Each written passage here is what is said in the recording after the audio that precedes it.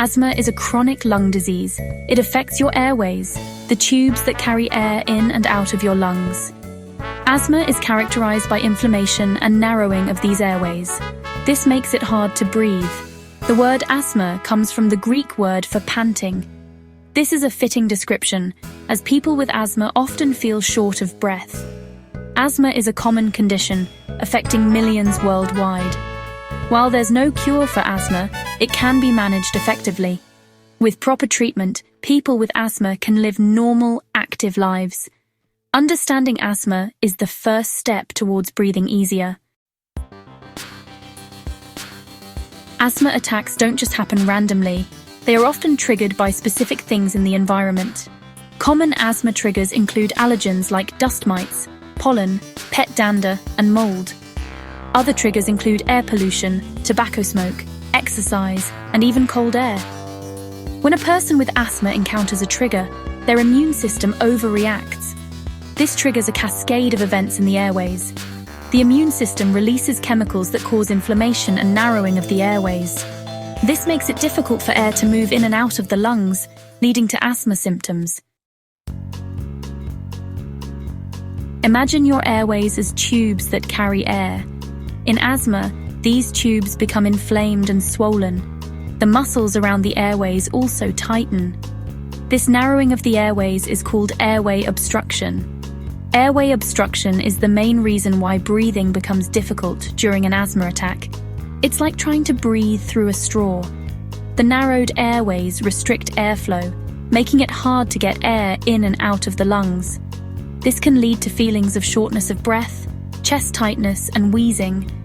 The severity of airway obstruction can vary from person to person and from one asthma attack to another. Asthma attacks often occur in two phases, early and late phase reactions. The early phase happens within minutes of exposure to a trigger. The airways constrict quickly, causing immediate symptoms like wheezing and coughing. The late phase reaction is a delayed response that sets in several hours after the initial trigger. This phase involves more intense inflammation of the airways. The late phase reaction can be more severe and last longer than the early phase. It's important to recognize and treat both phases effectively to manage asthma symptoms and prevent long-term damage to the airways. Asthma symptoms can vary from person to person. Some people experience mild, infrequent symptoms, while others have more severe, persistent symptoms. Knowing the common signs of asthma is crucial for early detection and treatment. Common asthma symptoms include coughing, especially at night or early morning. Wheezing, a high-pitched whistling sound during breathing, is another telltale sign. Shortness of breath, especially during physical activity, is a common complaint. Chest tightness, feeling like a band is squeezing your chest, is another symptom. If you experience any of these symptoms, it's important to see a doctor to get a proper diagnosis. Section 6. Diagnosing and classifying asthma. Diagnosing asthma involves a combination of medical history, physical examination, and lung function tests.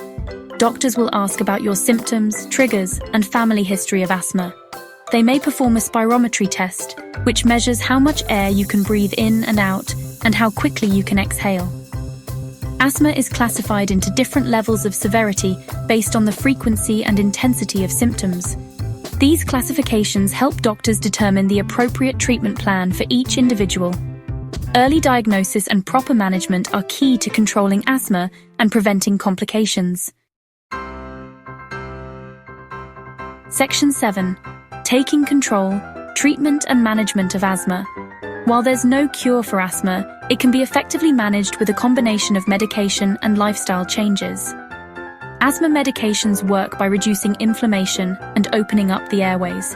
There are two main types of asthma medications: quick relief medications and long-term control medications.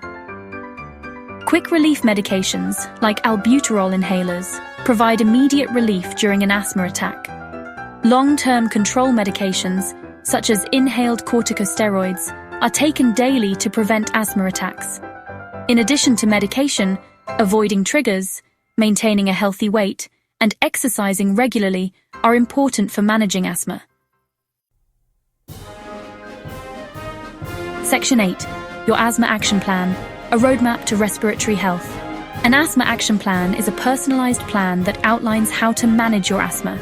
It's like a roadmap that helps you stay in control of your condition. Your doctor will work with you to develop an asthma action plan tailored to your specific needs. This plan will include information about your asthma triggers, medications, when to seek medical attention, and what to do during an asthma attack. Keeping your asthma action plan handy and following it closely can help you prevent asthma attacks and live a healthier life. Section 9.